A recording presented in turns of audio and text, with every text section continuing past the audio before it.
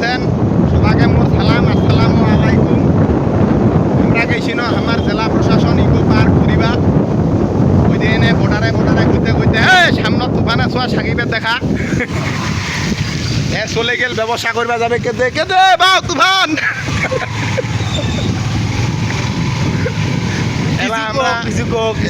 এলা আমরা পশ্চিম বাড়ি চাচার দোকানত পুরি খাওয়া হচ্ছি না। এরা আমার মোশারফ করিম দাদার ছোয়া মোহাম্মদ রিটেন রানা ওর পকেটত নাই টাকা।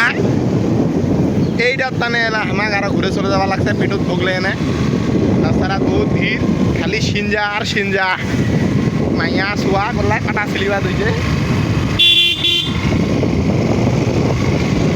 ইয়ার কইম ড্রাইভিং করতে খুব কষ্ট আছে, লোকলা পাথর উঠে যাওয়া দিছে।